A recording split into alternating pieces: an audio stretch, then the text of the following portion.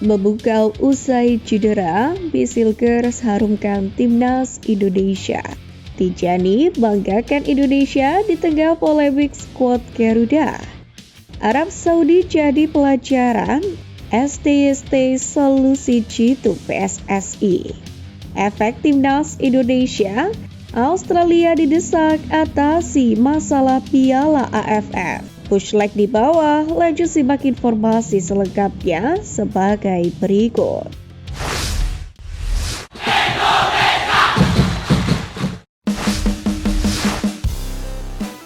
Arab Saudi jadi pelajaran, STST solusi jitu PSSI.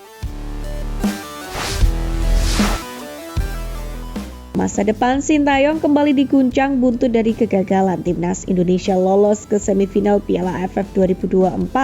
Pasalnya, kegagalan melaju ke semifinal otomatis membuat peluang Garuda untuk meraih gelar perdana Piala AFF kembali sirna. Selain itu, ranking FIFA yang ditempati timnas Indonesia pun juga menurun drastis akibat dari performa kurang optimal di Piala AFF. Hal ini pun membuat kegagalan skuad Garuda melaju ke semifinal seperti menjadi aib besar bagi sepak bola tanah air.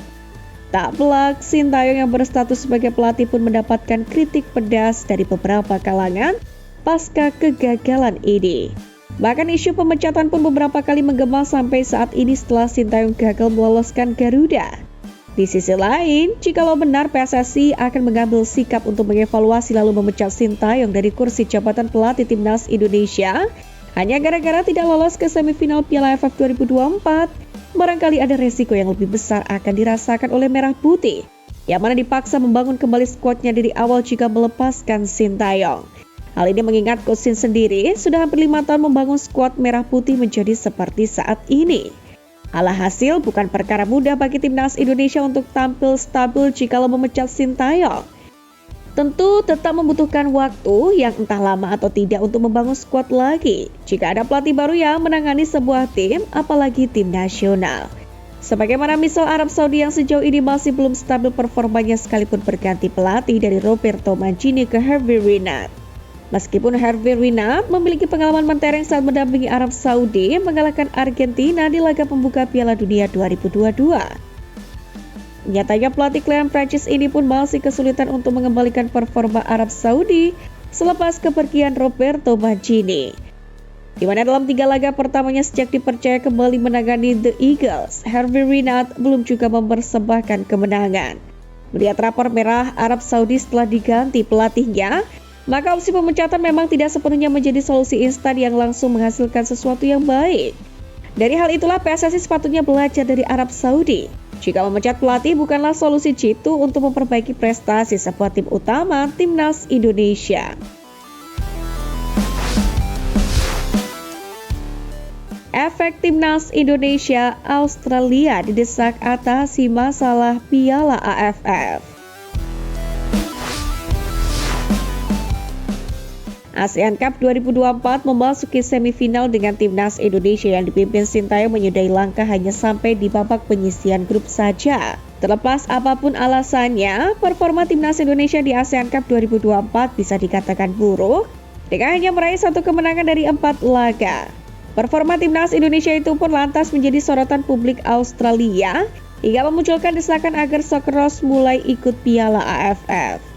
Meski begitu, desakan agar Australia ikut turnamen 2 tahunan ini bukan karena performa timnas Indonesia di ASEAN Cup 2024, melainkan karena keganasan performa skuad Garuda di putaran ketiga kualifikasi Piala Dunia 2026 yang mengejutkan mereka. Australia sendiri sebenarnya sudah ikut Piala AFF namun di kelompok umur, dan bahkan sukses meraih gelar juara di Piala AFF U16. Namun di level senior, mereka belum pernah ikut, karena kesenjangan kualitas tim awalnya menjadi alasan Australia ditolak mengikuti turnamen. Akan tetapi kini publik Australia menyadari perkembangan sepak bola di Asia Tenggara tidak bisa mereka sepelekan. Di mana kekuatan timnas Indonesia, Vietnam, dan Thailand dikhawatirkan merusak citra sepak bola Australia yang terbangun kuat sejak lama. AFF sendiri dirasakan akan mendapatkan manfaat positif jika benar hadirnya Australia. Sementara kedatangan Socceroos pun berpotensi mengakhiri dominasi Thailand. Kabar ini tentu juga harus diwaspadai, pasalnya langkah Indonesia jika masih ingin meraih gelar juara di turnamen ini dipastikan bertambah berat dengan kehadiran Australia. Untuk itu Sintayong tidak boleh lagi mencoba-coba atau bahkan menyepelekan kualitas turnamen. Untuk itu menarik dinantikan kejutan apa yang akan muncul di masa mendatang.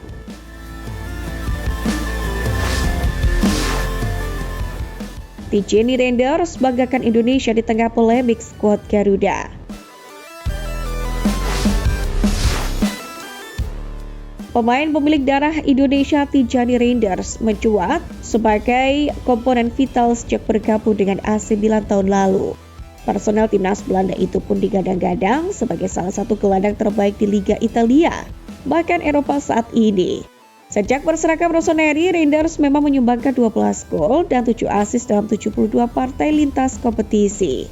Pemain berdarah Maluku itu pun bahkan mencuat sebagai top scorer kejutan di Milan musim ini. Reinder's mencetak 8 gol di semua kompetisi, setara dengan winger Christian Pulisic. Di balik performa apik itu, Reinder's pun mengangkat faktor dukungan rekan tim dan keluarga sebagai pengaruh besar dalam karirnya. Diketahui kolektor 20 caps timnas Belanda itu pun sudah kerasan berada di Milan. Menariknya lagi, Reinder's pun juga bangga dengan statusnya sebagai pemain keturunan Indonesia, di mana sang ibu diketahui Angelina Lakatompeshi berdarah Maluku. Sebagai seorang anak, saya memiliki pengaruh dari Indonesia serta Belanda, dan hal itu membentuk diri saya menjadi seperti sekarang. Dari sisi kultur Belanda, saya mengalami sikap membumi.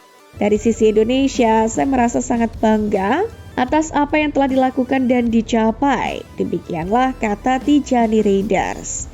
Reinder's sendiri tak lupa menyinggung relasinya dengan Eliano, sang adik yang berusia 2 tahun lebih muda.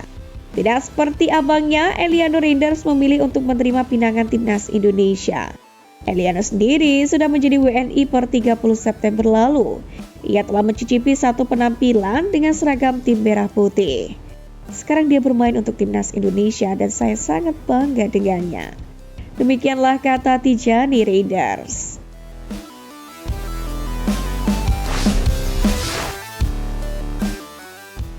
Memukau usai cedera, Misilgar sarungkan timnas Indonesia.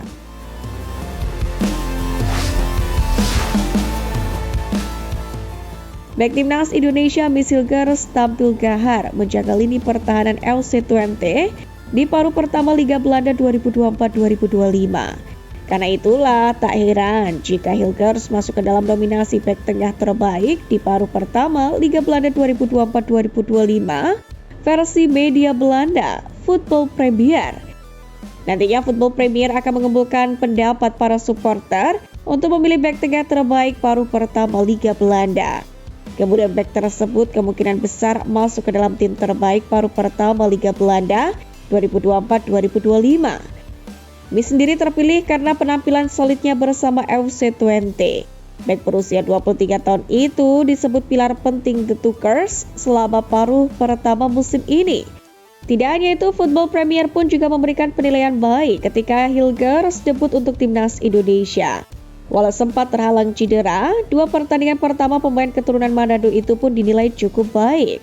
Diketahui, Hilgers sendiri sudah mencatatkan 13 penampilan plus 1 gol dan 1 assist untuk FC20 selama paruh pertama Liga Belanda 2024-2025. Maka tak ayal dia selalu menjadi andalan ketika sedang tidak dicedera. Penampilan ciamik Hilgers sendiri bersama dengan klubnya tentu akan berdampak positif pada timnas Indonesia nanti di lanjutan Piala Dunia 2026.